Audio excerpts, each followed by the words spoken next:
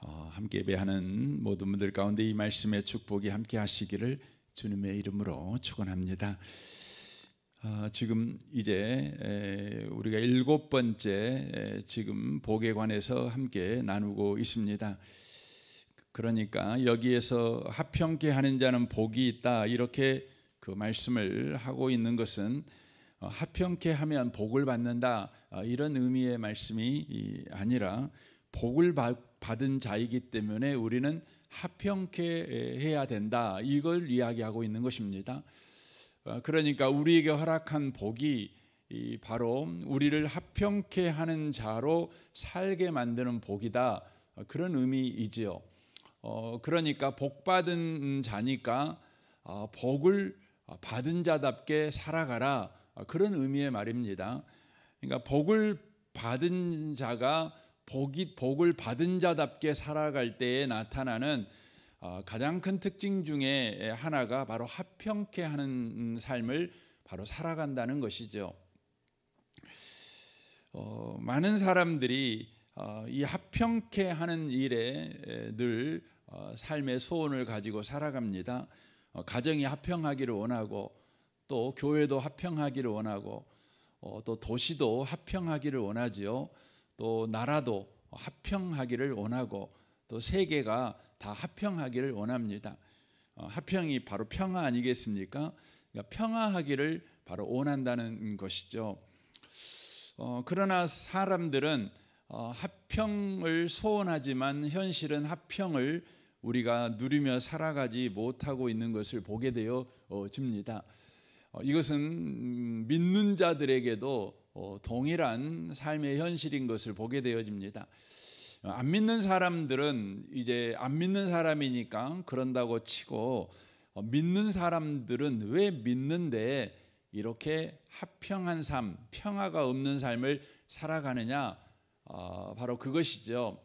오늘 성경은 우리에게 말씀하는 것은 너에게 복이 이미 임했는데 그 복을 바로 사용하고 살지 않기 때문에 네가 그래, 이런 이야기를 지금 하고 있는 것입니다. 이 부분이 굉장히 중요한 성경의 가르침입니다. 우리는 이제 삶을 살아갈 때 합평하지 못하는 이유를 여러 이제 이유를 대지요. 가장 쉽게 말하면 네가 나를 힘들게 하니까 우리가 지금 합평하지 못하지, 평화가 없지, 이렇게 이야기를 합니다. 또 여러 가지 삶에 일어나는 문제 때문에 우리가 어렵다, 합평하지 못한다, 평화가 없다, 싸움이 일어나고 있다, 이렇게 이야기를 합니다. 이 객관적으로 우리가 보면 그게 맞는 것 같은 생각이 듭니다. 그렇죠. 우리의 삶에 우리를 힘들게 하는 사람이 있으니까 그 합평이 없죠. 또 우리 가운데 여러 가지 일이 있으니까 우리 가운데 평화가 없지요. 그런 것 같습니다. 그런데 예수님이 하시는 말씀은 네가 예수 믿냐? 그러면 너에게 합평이 없는 이유는 너의 외부에서 일어나고 있는 여러 가지 일 때문에, 또 주변 사람 때문에 네가 평화가 없는 것이 아니고 너에게 허락한 복을 네가 누리지 못해서 바로 평화가 없는 거야, 이렇게 이야기를 하는 것이죠. 그래서 예수 믿는 사람도 세상 방식으로 그 평화를 추구할 때가 있습니다. 그러니까 예수 믿는 사람도 안 믿는 사람들과 똑같이 평화가 없는 이유가 바로 바깥의 외부의 문제가 우리를 힘들게 하는 것이죠. 세상이 우리를 힘들게 하니까 평화가 없다는 거죠. 그래서 어떻게 합니까? 세상을 떠나는 거죠. 현실을 떠나 있는 것입니다. 산속으로 들어간다든가, 또 여행을 간다든가, 또 요즘 현대인들이 굉장히 많이 추구하는 게 명상이라고 하는 거죠. 명상을 이렇게 한다든가, 그래서 현실을 떠남으로 인하여 마음의 평화를 얻는 방법을 추구하고 있는 것을 우리가 보게 되어집니다. 그런데 이 그리스도인들도 그걸 추구해요. 그래서 현실을 떠나서 뭐 기도원에 간다든가 그 나를 힘들게 하는 사람을 아예 안 만난다든가 뭐 여행을 떠난다든가 뭐 이런 방식으로 마음의 평화를 얻으려고 한다는 것이죠. 그러나 여러분, 현실을 우리가 떠나서 또 여행을 가서 우리가 얻는 그 마음의 평화는요, 여러분 힘이 없습니다. 현실로 돌아오면은요, 그 몇 시간도 안 돼 가지고 그냥 평화가 깨지는 것이죠. 왜냐하면 그 평화라고 하는 것은 그 마음의 문제가 아니에요. 평화는 관계의 문제입니다. 그러니까 평화는 내 마음이 평화로우면 평화가 생기는 것이 아니라 관계가 평화로우면 평화가 생기는 것입니다. 그래서 예수님이 하시는 말씀이 그거예요. 너는 복 받았어. 그러니까 그 복을 써. 이렇게 이야기하는 그 복의 내용이 뭐냐면 바로 너는 하나님과 관계가 화목된 자야. 하나님과 너는 평화로운 자야. 이렇게 이야기를 하는 것입니다. 그러니까 너는 하나님과 평화로운 평화를 가지고 있는 자니까 하나님과 평화를 써. 그러면 너는 평화롭게 될 거야. 이런 이야기를 하는 것이죠. 그래서 로마서 5장에 보면 이렇게 돼 있어요. 우리가 믿음으로 의롭다 하심을 받았으니 우리 주 예수 그리스도로 말미암아 하나님과 화평을 누리자. 이렇게 돼 있습니다. 그러니까 평화라고 하는 것은 관계가 만들어낸 열매지 마음이 평화로우면 생겨나는 현상이 아니라는 것입니다. 마음의 문제가 아니라 관계의 문제라는 것을 바로 이야기를 해주고 있는데, 예수님 때문에 하나님과 우리는 완전히 그리고 영원히 평화 관계를 갖게 되었다. 그러므로 그 평화 관계를 가지고 바로 너의 삶의 평화를 누려라, 평화를 건설해라. 이렇게 지금 예수님께서 그 말씀을 하고 있는 내용이라고 하는 것입니다. 사랑하는 성도 여러분, 화평케 하는 자는 복이 있다. 바로 복을 받은 자는 화평케 할 수 있습니다. 어떤 복입니까? 예수님으로 말미암아 하나님과 관계가 회복된 복을 받은 사람.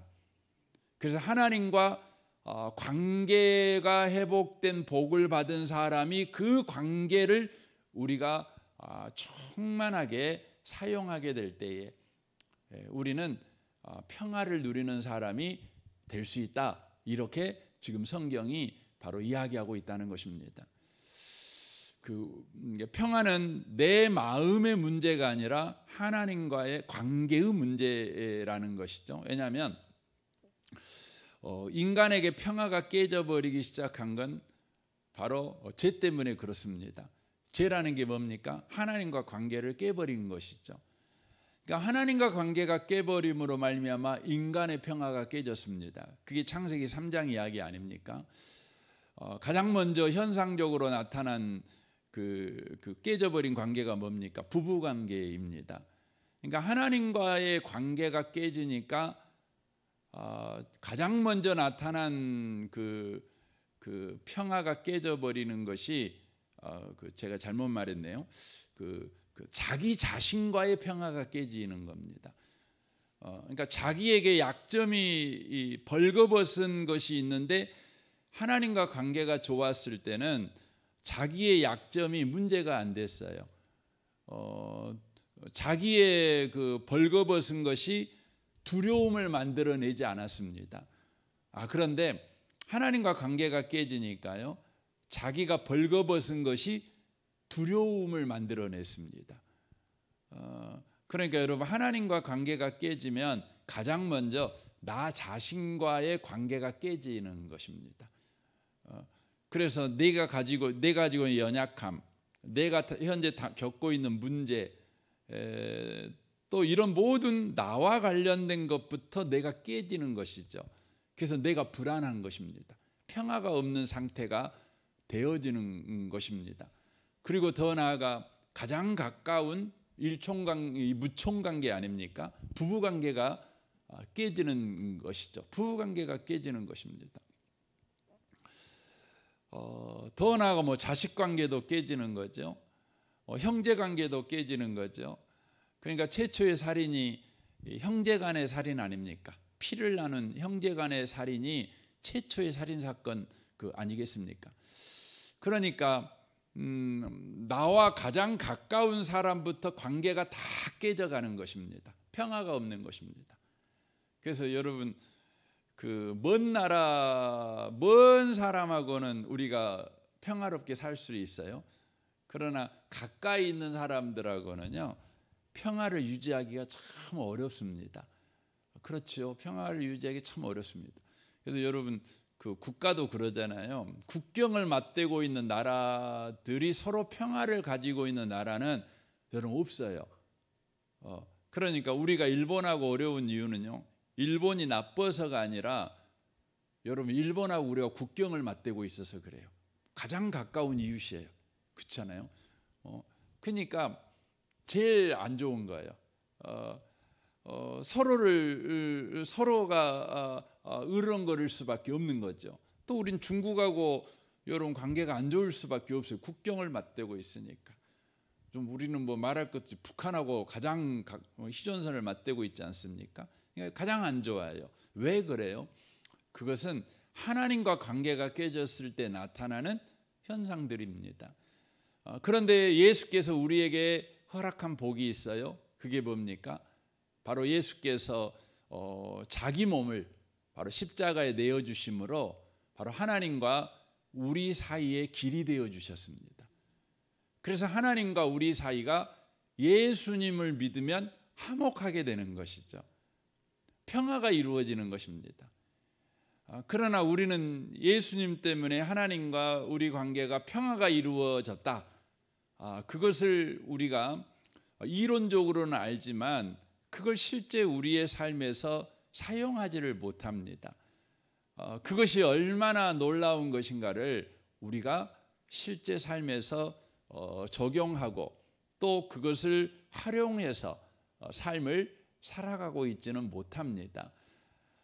그래서 성경에서는 우리에게 하나님과 평화, 하나님과 화평을 누리자 이렇게 우리에게 말씀하는 거죠. 그 누리는 방식을 빌립보서 4장에서는 이렇게 말씀합니다. 아무것도 염려하지 말고 다만 모든 일에 기도와 간구로 너희 구할 것을 감사함으로 하나님께 아뢰라. 그리하면 모든 지각에 뛰어난 하나님의 평강이 그리스도 예수 안에서 너희 마음과 생각을 지키시리라 라고 되어 있습니다. 우리가 주님께 맡겨버리면 바로 하나님의 평화를 우리가 누리게 된다는 거죠. 즉 하나님의 평화가 내 마음과 생각을 지키죠. 여기에 생각이라고 하는 것이 들어가 있어요. 마음을 지킨다 이것은 나를 지키죠. 나를 평화 상태에 있게 하죠. 근데 생각을 지킨다는 것은 다른 사람과의 관계에서 변화를 가르쳐 주는 걸 이야기하는 겁니다. 왜냐하면 생각이라고 하는 것은 반드시 나로 하여금 말하게 하고 행동하게 해요. 그러니까 생각은 언행을 불러오는 것입니다. 그러니까 우리에게 생각이 옵니다. 평화의 생각이 옵니다. 그래서 평화의 말을 하게 되고 평화의 행동을 하게 되어 있어요. 그러니까 우리가 주님께 맡기는 것이 뭐냐면 하나님과 평화를 누리는 것입니다. 하나님의 평화, 예수로 인하여 우리에게 주신 평화를 우리가 누리게 되는 거죠. 누리게 될 때에 우리의 마음, 그래서 마음과 우리의 생각이 지켜지는 것이죠. 우리의 언어와 우리의 행동이 지켜집니다. 지켜진다는 건 평화를 지킨다는 거죠. 그래서 우리의 말이 다툼의 말이 아니라 평화를 이루는 말을 하게 되고 다툼의 행동을 하는 것이 아니라 평화를 이루는 행동을 바로 하게 된다는 것입니다. 굉장한 일이죠.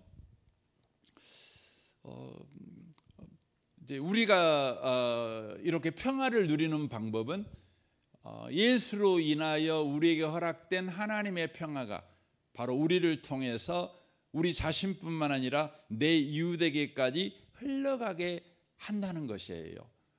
그것이 언제 일어나냐면 주님께 우리가 맡길 때 일어난다는 것입니다.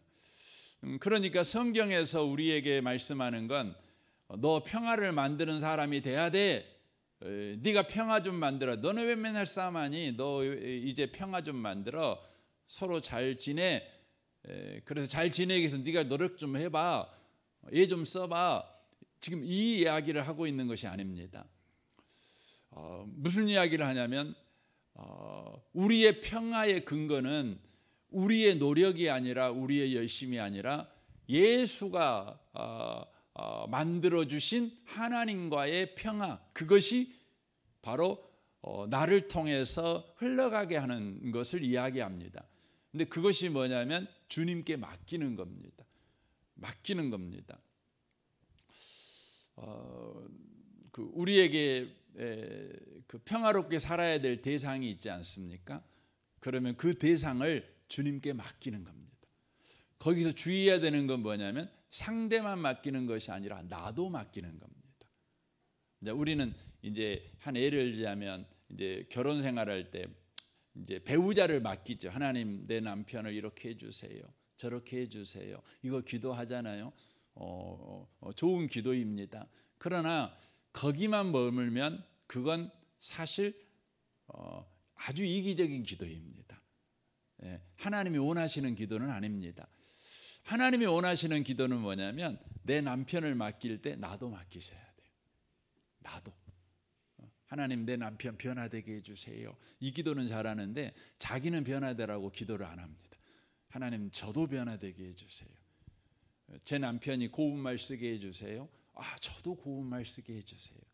이렇게 하나님께 나를 맡기는 겁니다. 내 남편도 맡기는 것입니다. 근데 우리는 맨날 상대는 잘 맡기는데 나는 안 맡겨요. 그래가지고 상대가 변화 안 되는 것 때문에 짜증이 나 있죠. 낙심돼 있죠. 자신의 변화에 대해서는 별로 관심을 안 갖습니다. 성경이 말하는 것은 가장 먼저 맡기는 건 뭐죠? 나를 맡기는 거죠. 그리고 여러분 상대를 맡기는 것이죠. 그래서 예수님의 기도를 여러분 가만히 들어보시면은요, 예수님의 기도의 거의 대부분은 뭐예요? 여러분, 우리를 위해서 기도하는 것도 있지만 완전히 자기 자신을 위해 기도하십니다.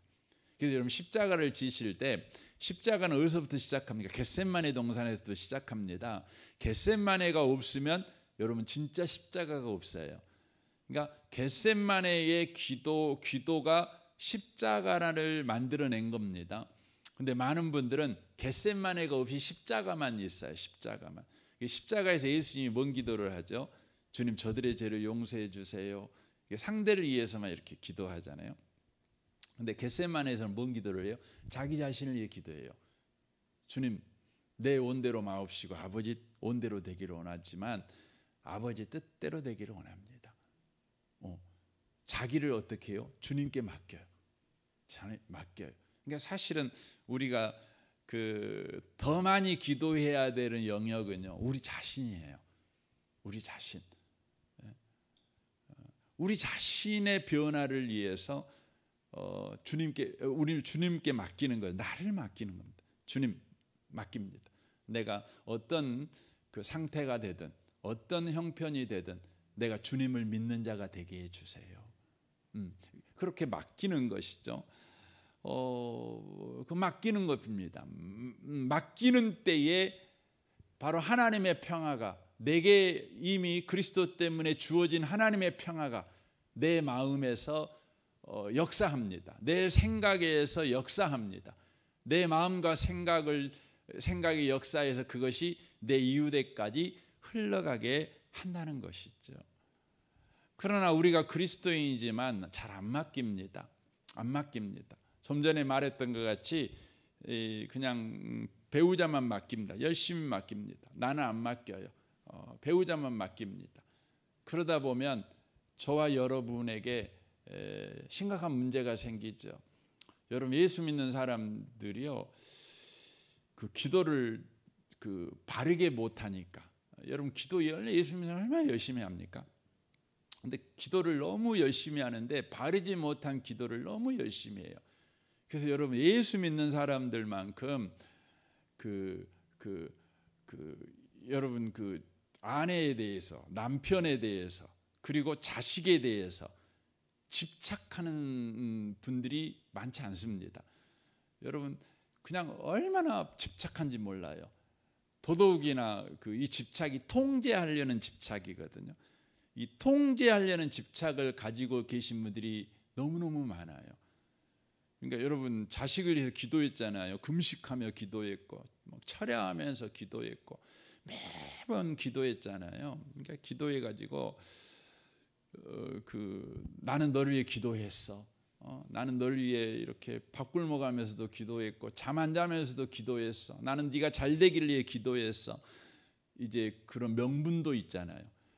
여러분, 예수 안 믿는 사람들은 그런 명분은 없지만 내가 너를 낳았어, 내가 너를 키웠어, 내가 너를 좋은 자리에만 앉게 만들었어, 내가 너한테 좋은 옷만 입혔어, 좋은 학교만 보내려고 얼마나 애쓴지 몰라, 나는 굶었어, 나는 가난했어, 그렇지만 너만 잘 되게 했어, 이러잖아요. 그래서 뭐가 생겨요? 그분들 안에 집착이 생겨요. 통제하려는 집착이 생겨요. 근데 예수 믿는 사람한테는 하나가 더 붙여가요. 나는 너를 위해 기도까지 했어. 그거죠. 그러니까 그 자식을 위해서 기도를 우리 해야 됩니다. 당연히 해야죠. 그런데 우리가 늘 빼먹고 기도해요. 누구를 기도 안 해요? 나를 기도 안 해요. 그러니까 우리한테 뭐가 생기냐면 자녀들을 통제하려는 집착이 생겨요. 근데 그것들이 다 뭐예요? 알고 보면 그게 바로 불신앙이에요. 하나님을 믿지 않는 거예요. 여러분, 하나님을 믿지 않는 불신앙은 반드시 저와 여러분에게 두려움을 줘요. 그 두려움은 상대를 반드시 통제하려고 해요. 집착해요. 그래서 상대가 바뀌어야 돼요. 상대를 변화시키려고 해요. 내가 원하는 의도대로, 내가 기도한 대로 상대가 바뀌어야 돼요. 바뀌어야 돼요. 여러분, 하나님께 맡긴다는 건 뭐죠? 여러분, 하나님께 맡긴다는 것은 내가 어떤 기도를 했든 그 기도의 결과도 하나님께 맡기는 거예요. 그러니까 하나님께 맡기는 거예요. 하나님이 내가 기도한 것보다 내 인생에 더 좋은 일을 하시는 분이라는 믿음 때문에 맡기는 거예요. 맡기는 거죠. 근데 우리는 이제 기도를 할 때 보통 내가 내 자식을 위해서 기도합니다, 이렇게 해주세요 하고 기도하는 거죠. 그래서 뭔 기도가 반드시 필요하냐면 나를 주님께 맡기는 기도가 필요해요. 주님, 내가 이렇게 기도합니다. 그러나 내 자녀에게 어떤 일이 일어나더라도 내가 하나님을 믿는 믿음 가운데 있게 해주세요. 하나님을 신뢰하는 그 평강을 가지고 살게 해주세요. 하나님이 내 자녀에게 가장 좋은 일을 하신다는 걸 믿는 믿음을 주세요. 이게 정말 중요합니다. 근데 우리는 늘 자녀들 가정 잘 되게 해주시고 건강하게 해주시고 만사형통하게 해주시고, 뭐 부모라면 당연히 그건 기도해야죠. 그런데 주님, 그러나 내 원대로 마옵시고 아버지 뜻대로 되기를 원합니다. 아버지를 믿는 믿음을 내 안에 주십시오. 이게 진짜 부모로서 필요한 기도거든요. 그때 우리 가운데 뭐가 임한다고요? 마음과 생각이 지켜지는, 그러니까 그리스도의 평화, 하나님의 평화, 예수가 만드신 하나님과 관계의 평화가 내 인생에 임하는 거죠. 여러분, 예수님, 하나님과의 평화가 내 안에 임한다는 건 무슨 말입니까? 여러분, 하나님이 누구셔요? 생사화복을 주장하시는 분이잖아요. 생사화복을 주장하시는 분이 내 편이셔. 나를 위해서 그거 쓰셔. 이 믿음이 생겨요. 이게 평화예요. 이게 평화예요. 생사화복을 주장하시는 하나님이 내 편이시고 그것을 쓰실 때에 나를 위해서 쓰셔요. 내 복을 위해서. 이 마음이 내 안에 주장하는 거죠. 내 자녀에게도 하나님은 그렇게 하셔. 이 믿음이 내 마음을 주장하는 거죠. 그때 우리는 어떻게 돼요? 우리는 사람을 대할 때요, 내가 원하는 사람으로 그 사람을 바꾸려고 하지 않아요. 내가 생각하는 그 상황을 만들려고 하지 않아요. 이 상황에서 주님이 일하신다는 걸 믿어요. 그리고 나는 다만 내가 그리스도인으로서 해야 될 일을 하는 것뿐이죠. 여러분, 이 아침에 오신 복 있는 성도 여러분, 오늘도요 다 맡기고 사셨으면 좋겠습니다. 여러분도 맡기시고, 여러분 자녀도 맡기시고, 여러분 배우자도 맡기시고, 맡기십시오. 하나님이 내 인생에 가장 좋은 일을 하시는 분이시다. 하나님은 언제나 오라. 이 믿음이 여러분 가운데 생겨나는 복이 임하시기를 주님의 이름으로 축원합니다. 아멘. 우리 같이 기도하겠습니다.